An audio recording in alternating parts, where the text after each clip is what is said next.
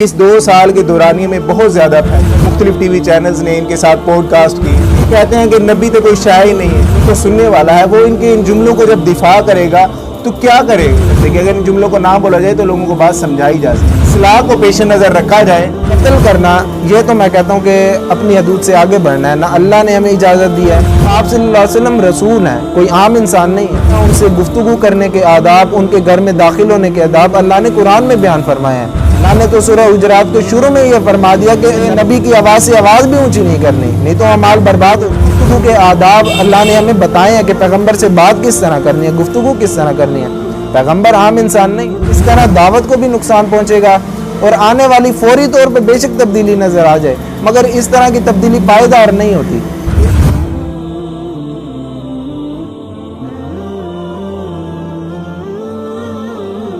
السلام علیکم میرے بھائیوں، بہنوں، دوستوں، بزرگوں. میرے بھائیوں، آج کی جو یہ ویڈیو ہے انجینئر محمد علی مرزا صاحب پر جو اسی اتوار 4th مرڈر اٹیمپٹ ہوئی، تو اس حوالے سے ہم بات کریں گے. دراصل ہماری ویڈیو بنیادی طور پر ایک الگ پہلو پیش کرنے والی ہے. وہ اس وجہ سے کہ ہم مرڈر اٹیمپٹ کو غلط ٹھہرانے کے ساتھ ساتھ انجینئر محمد علی مرزا صاحب پر بھی کچھ سوالات اٹھائیں گے، ان کی بھی تھوڑی سی اصلاح فرمائیں گے. اس اعتبار سے کہ جو انہوں نے حال ہی 1 سال گزرا ہوگا کہ جو انہوں نے ایک دعوت کے لحاظ سے ایک الگ رستہ اختیار کر لیا ہے اپنے مزاج کے اعتبار سے، اس پر ہم تھوڑی سی بات کریں گے. اور یہ بات علی بھائی کو سمجھانا اسی لیے ضروری ہے کیونکہ دراصل انجینئر محمد علی مرزا صاحب کا دعویٰ بھی یہی ہے، اور ہر مسلمان کا دعویٰ یہی ہونا چاہیے کہ وہ نبی صلی اللہ علیہ وسلم کے راستے پر چل رہے ہیں. باقی لوگوں پر تو ظاہر سی بات ہے ان کے اصول کے اعتبار سے وہ اپنے بزرگوں بابوں کے راستے پر چل رہے ہیں.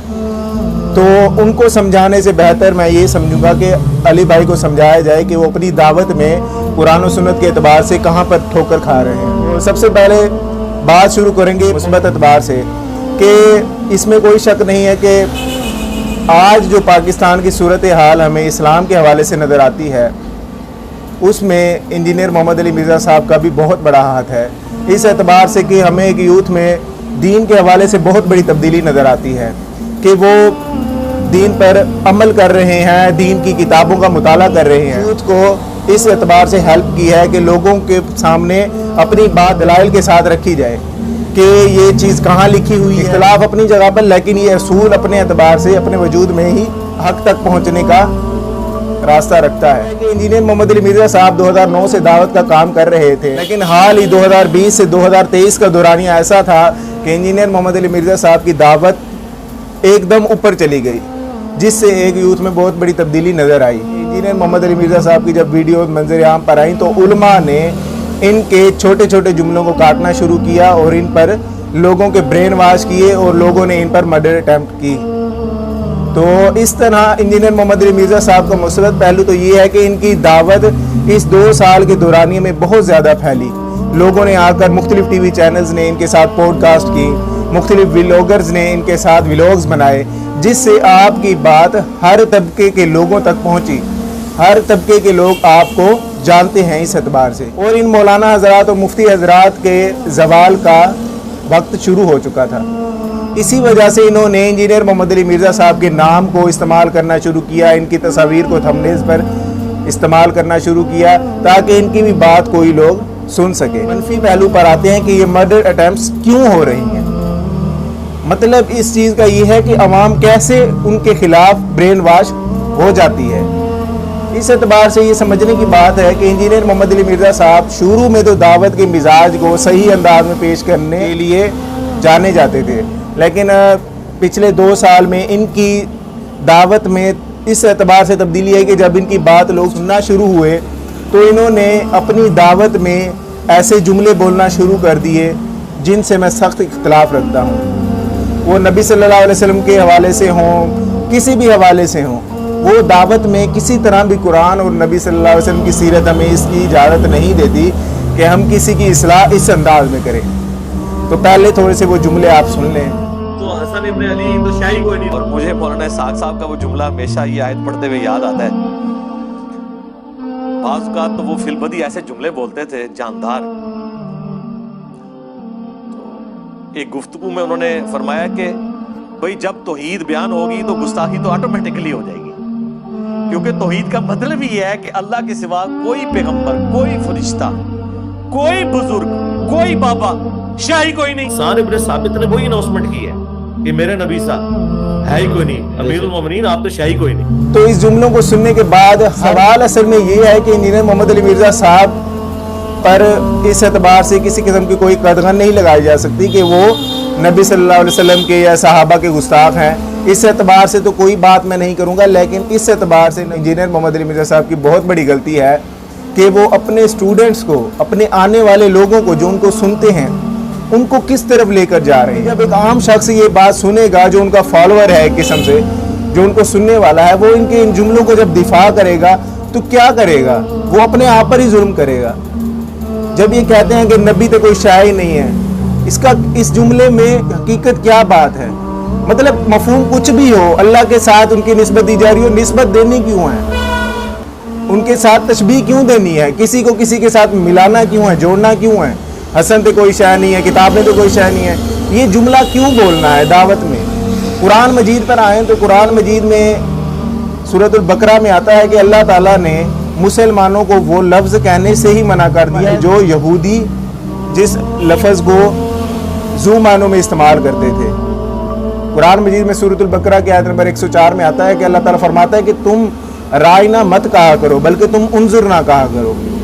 اس کا پس منظر یہ ہے کہ جب صحابہ نبی صلی اللہ علیہ وسلم سے کوئی سوال کرتے تھے تو وہ کہتے تھے کہ رائنا. عربی میں اس کا مطلب یہ ہے کہ آپ رعایت کیجئے، کہ آپ ہماری طرف توجہ فرمائیے، آپ ہماری اصلاح کیجئے. لیکن جو عبرانی میں اس سے مل جلتا ایک لفظ یہ ہے کہ جس کا مطلب یہ ہے کہ اے بہر سن، اے احمق، یعنی کہ ایک لفظ کا ان کی عبرانی زبان میں ایک معنی الگ نکلتا تھا، جس سے وہ بعض اوقات اپنے اس لب و لہجے کو تبدیل کر کے رعینا ایسے کر کے پکارتے تھے، جس کا معنی یہ بھی ہے کہ اے چرواہے. تو اللہ تعالیٰ نے فرمایا کہ تم یہ کہنا ہی چھوڑ دو، تم کہو کہ انظرنا، ہماری طرف نظر فرمائیے، ہماری بات سنیے، ہمیں توجہ دیجیے. تو اللہ تعالیٰ نے آگے آیت کے آخر میں کہا ہے کہ اور اللہ نے دردناک عذاب تو ان کافروں کے لیے ہی تیار کر رکھا ہے. اللہ تعالیٰ نے نبی علیہ السلام کے ادب کے اعتبار سے صحابہ کو اس لفظ سے ہی منع کر دیا جس کے دو معنی نکلتے تھے. اللہ تعالیٰ نے صحابہ کرام کے دلوں پر یا ان کے نیت پر کوئی شک نہیں کیا، لیکن اللہ تعالیٰ نے فرمایا کہ یہ رستہ ہی چھوڑ دو جہاں میرے نبی کی گستاخی کا کوئی پہلو نکلتا ہے، تاکہ وہ لوگ جو نبی علیہ السلام کے مخالف ہیں وہ کھل کر سامنے آئیں. اسی طرح ایک اور بات میں یہاں پہ کرنا چاہوں گا نبی صلی اللہ علیہ وسلم کی سیرت کے اعتبار سے، پھر میں اپنے بھائی کو دوں گا، یہ بھی تھوڑی سی بات کریں گے. وہ اس اعتبار سے کہ صلح حدیبیہ کے موقع پر نبی صلی اللہ علیہ وسلم نے دعوت کو اس قدر حکمت کے ساتھ سامنے مخالفین کے پیش کیا کہ ایک غیر مسلم، ایک کافر جو دل میں نبی صلی اللہ علیہ وسلم کے حوالے سے نفرت اور بغض رکھتا تھا، اس کے دل میں بھی نبی علیہ السلام کے لیے محبت جاگ جانی چاہیے تھی. تو نبی علیہ السلام نے صلح حدیبیہ کے موقع پر جب صلح ہوئی تو نبی علیہ السلام نے اپنے نام کے ساتھ رسول اللہ لکھنے سے، جو کہ مشرکین کی شرط تھی، اس پر اپنے نام کے ساتھ وہ رسول اللہ لکھنے سے بھی آپ نے فرمایا کہ اس نام کو، اس حصے کو کاٹ دو. وہ کہتے کہ ہم تو رسول اللہ آپ کو ماننے کے لیے تیار نہیں ہیں. تو میں سمجھتا ہوں کہ نبی علیہ السلام نے یہاں پر دعوت کی سب سے بڑی حکمت اپنائی کہ مشرکین کو بھی یہ موقع نہیں دیا اس اعتبار سے کہ کوئی سختی کی جائے. نبی علیہ السلام نے فرمایا کہ یہ نام، ان کی شرط بالکل اپنی جگہ ٹھیک ہے، اس کو کاٹ دیا جائے.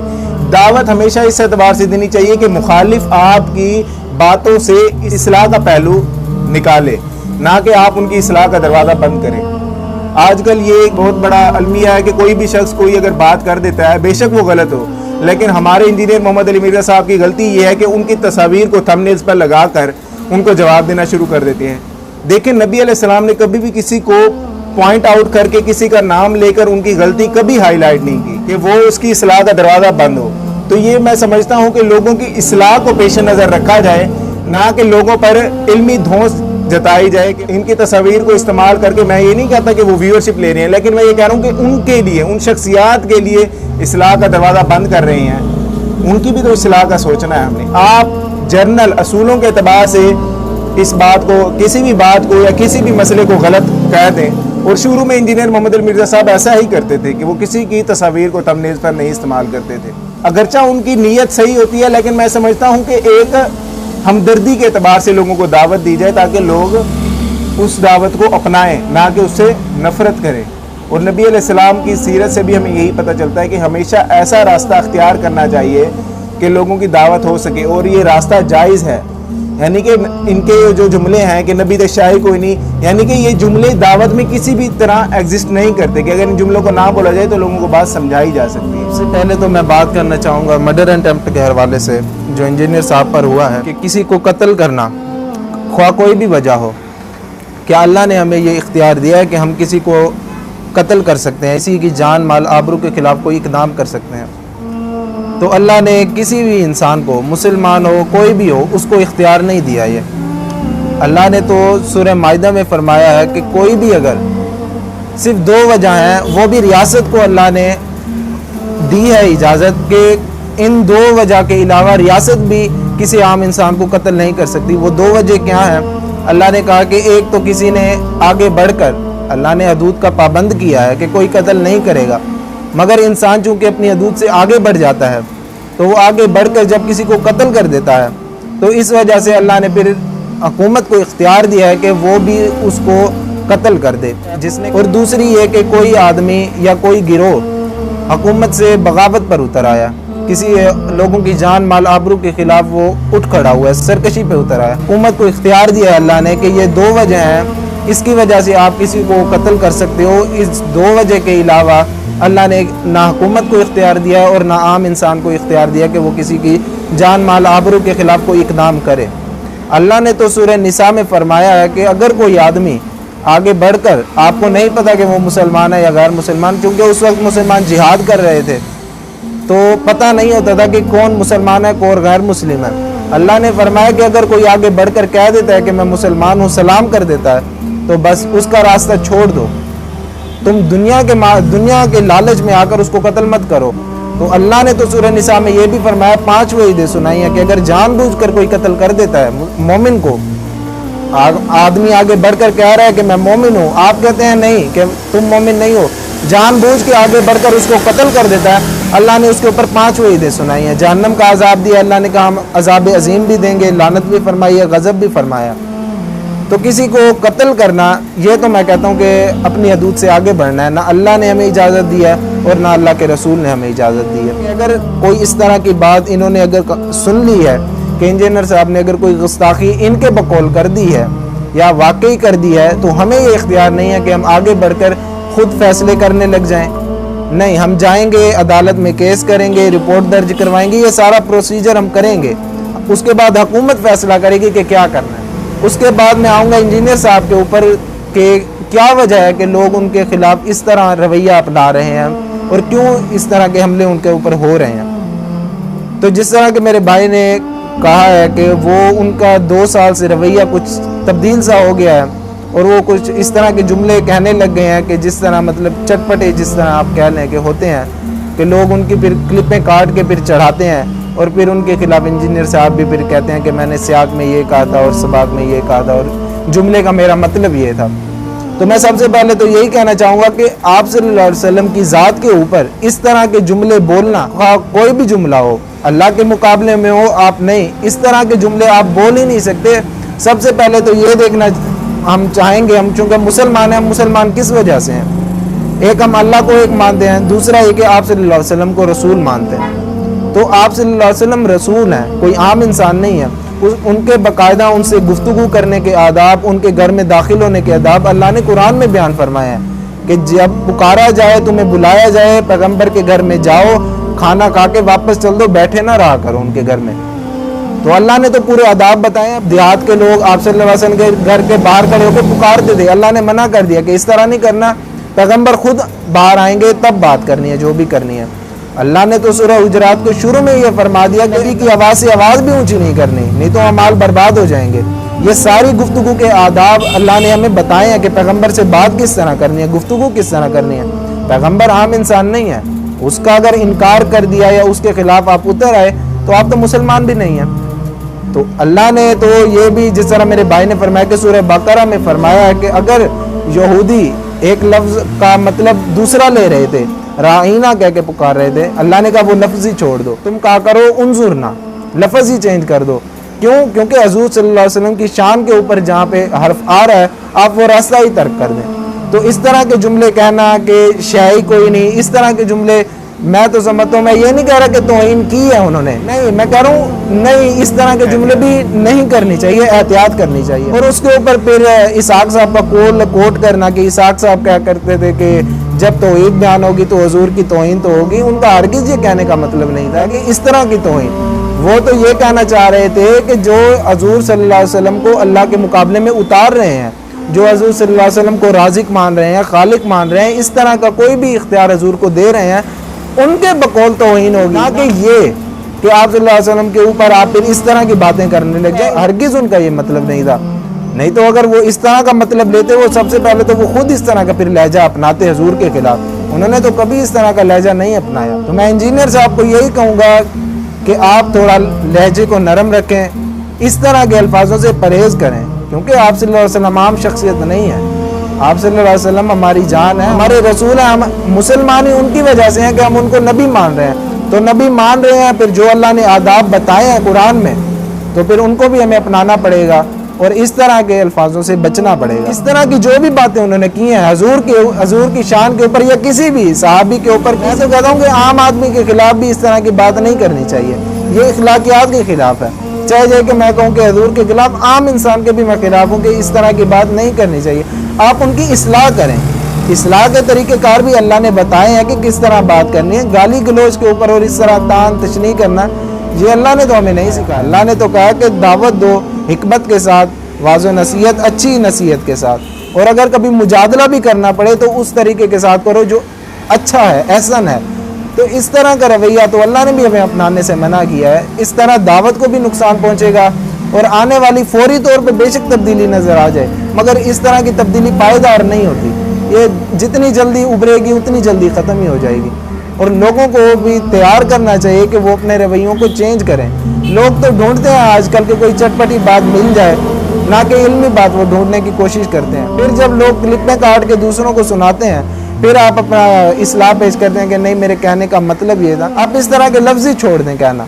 आप कहते हैं, आप पिछली बातों से भी रुजू कर लें और आइंदा अपना रवैया भी दुरुस्त कर लें। इंजीनियर मोहम्मद अली मिर्ज़ा साहब से हमें मोहब्बत है, इसीलिए हम उनको ये दावत पेश कर रहे हैं। वरना हम किसी भी मौलाना या मुफ्ती हजरात को किसी भी किस्म से कोई बात समझाने के लिए ये वीडियो नहीं बना रहे। वो बनाने की वजह ये है कि इंजीनियर मोहम्मद अली मिर्ज़ा साहब की बुनियाद ही ये है कि वो किसी तरह का कोई मफाद दीन से नहीं ले रहे, इसीलिए वो हमारी बात समझेंगे। और ये हमें उम्मीद है कि अगर उन तक ये वीडियो पहुंचती है तो अपनी इन चीज़ों को आइंदा दोहराने से एहतियात करेंगे और लोगों को भी दावत के असूल बताएंगे कि इखलाकियात के असूलों को लेकर हमें चलना है। तो अल्लाह ताला से दुआ है कि अल्लाह ताला हमें इस फिरका वारियत की लानत से बाहर निकाले और हमें तमाम लोगों को मुत्तहिद होने की और तमाम लोगों को मिलकर चलने की और इख्तलाफ के असूलों को बाहमी मोहब्बत के साथ लेकर चलने की तौफीक दे। और अली भाई के लिए भी हम दुआ करते हैं। अस्सलामु अलैकुम वरहमतुल्लाहि वबरकातुहू।